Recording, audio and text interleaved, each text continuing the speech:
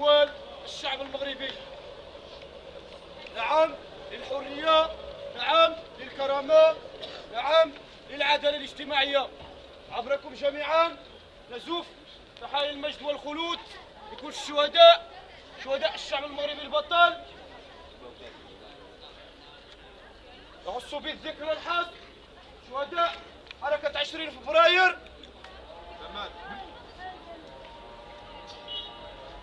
بالمناسبة تشكل نهار استمرارية حركة 20 فبراير بالأشكال النضالية، وكذلك التخليد الذكرى الأولى لاستشهاد المناضل وحركة 20 فبراير لأسفي كمال العماري. الوفاء الوفاء لدماء الشهداء، الوفاء الوفاء لدماء الشهداء، الوفاء الوفاء لدماء الشهداء، الوفاء الوفاء. المقدمة العالية كذلك كل المواقع ديال التحقيق الزنقة بن بوعياش، فسواء موقع حركة 20 فبراير مزال، ولا كذلك الساكنة المكيدان، ولا كذلك الحركة التلاميذية، ولا كل المناضلين وكل من ساهم لا بشكل قريب أو من بعيد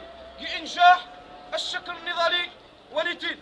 إذن المقسم جميعا هو شكل احتجاجي غنغسن أنه الساكنة بن بوعياش، وكذلك كل المواقع الحركة 20 فبراير بدات تفرق نهار الحد. المطلب الوحيد والأوحد هو إطلاق سراح كافة المعتقلين السياسيين القابعين لسجون العار، الذل، سجون النظام والدين القائم بالمغرب.